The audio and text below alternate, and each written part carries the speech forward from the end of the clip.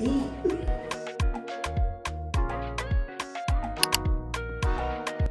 already cleansed my client off screen.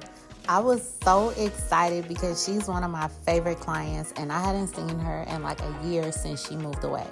So I had to give her the ultimate beat. So as always, I like to start by carving out the brows. I'm using her foundation shade above her brows just to switch it up. Normally, I would use the concealer on the top and the bottom, but we're going to keep things fresh.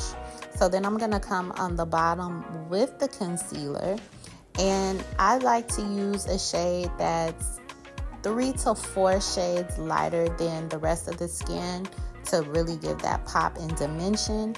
And also, the concealer is going to serve as the base for the eyeshadow.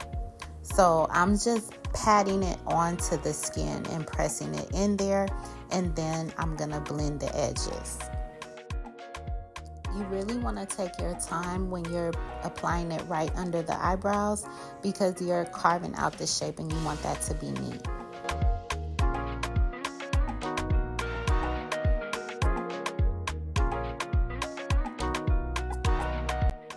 I'm just softly blending out the edges so that when I go to the next step, everything is blended nicely. I'm applying some setting powder so that the eyes don't crease. You want to do this right away because that concealer can crease fast, and then dust off the excess before you go in with your eyeshadow. Now, you already know what palette I'm using. I'm using the Juvia's Place Chocolates. I love this palette down, okay? The brown shades are so beautiful and they're warm, and I love that. I'm creating a soft gradient, and so I'm just blending those colors together nicely with the blending brush. And then I'm going in the inner tear ducts with just a pop of brightness to really open that eye and give a even better gradient.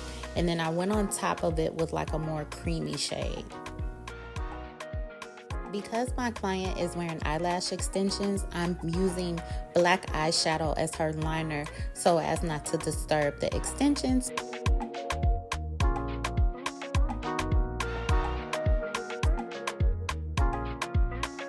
So now I'm going in with the foundation. I like to stripe the foundation on the face before I blend it.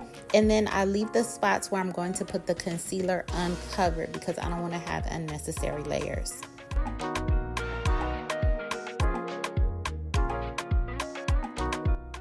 Gotta make sure you get all up in that nose, get up underneath it, on the side. Like, don't be afraid to get all in your client's nose because you want to make sure everything is covered. So now we getting into my favorite parts of makeup application, and that is the highlight. The concealer being this bright is going to add beautiful depth and dimension to her face, and when it's blended with the contour, it's just going to bring everything together so beautifully. Applying the concealer to the high points of the face mimics where light would naturally hit it, and so it also gives the illusion of like the perfect lighting on her face at all times. And so I'm just gonna blend that out, and I'm also pressing it into the skin. Like, I'm pressing the product in and then blending out the edges. So I'm not adding any product, I'm simply pressing it in. So I'm blending everything out with the same brush that I used to apply the foundation. I'm using the sides of the brush to blend in the smaller areas. And then I'm going in with a small concealer brush to blend the sides of her nose. And I'm just tapping so I'm not spreading that product further.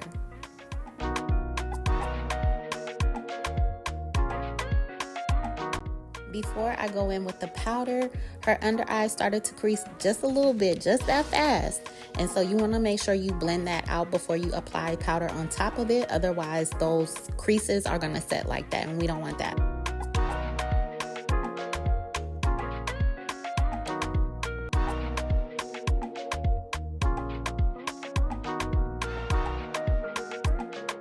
I'm adding a little bit more highlight to her forehead because I noticed it wasn't as popping as like under her eyes. And like I said, I want to create that perfect light effect on her face so it looks like that at all times. going in with my Glide Line lip liner in Brown Sugar. This is a beautiful everyday shade. It's not super dark, not super nude. It's like just right. This is actually like my personal everyday shade. Once I order my next batch, since I just did a rebrand, then I'll put those online and you guys will be able to purchase there. If you're in LA, you can purchase in person. Actually, no, I'm sold out of this shade. It's my most popular shade. So anyway, I went back in on her lips with some concealer just to make it more neutral tone, because it was a little bit more pink than I wanted, and I wanted like a perfect nude for her.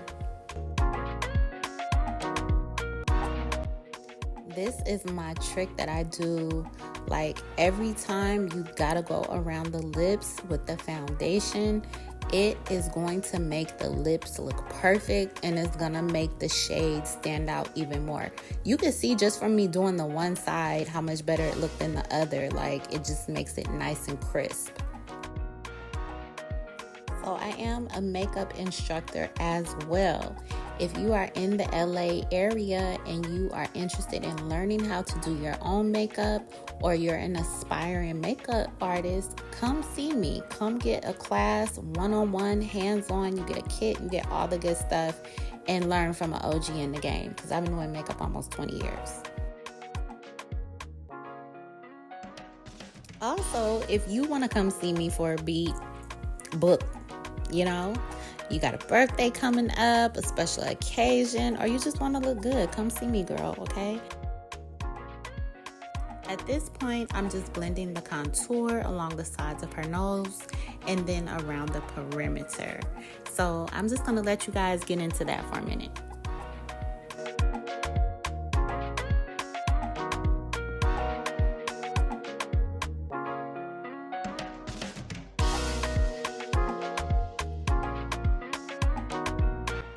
So I went back in with a little bit of baking powder on her forehead just to kind of smooth out that transition a little bit more.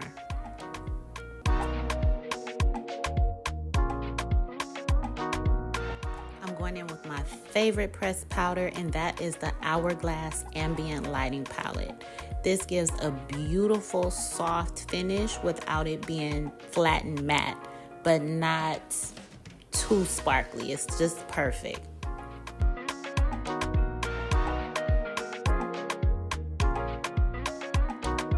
Now I'm using my blush from the Juvia's Place palette. It's the lighter of the blush palettes. I was so excited when those palettes came out, because I remember prior to that it was hard to find blushes for Black women, and she set the tone, okay? It's my favorite. Now, to bring the whole look together, I'm gonna smoke out the lower lids. I'm starting with a brown, and then I'm gonna build on that to add dimension. And so I'm just using that same brown from that Juvia's Place palette, softening it out before I go in with the liner. Once I have that in, then I'm going to smoke it out with a little bit of black shadow.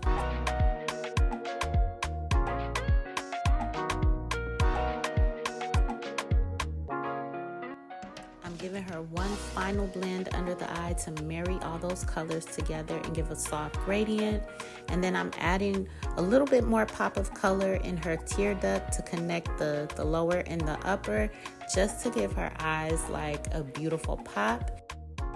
Now let's top her off with a little bit of her highlighter. It's not showing really on camera. Well, you can see down the center of her nose. It's like a nice, it's a perfect amount. It's giving what it needs to give, okay? A little bit of mascara on the bottom, and then finishing her off with the Rare Beauty setting spray, which I love.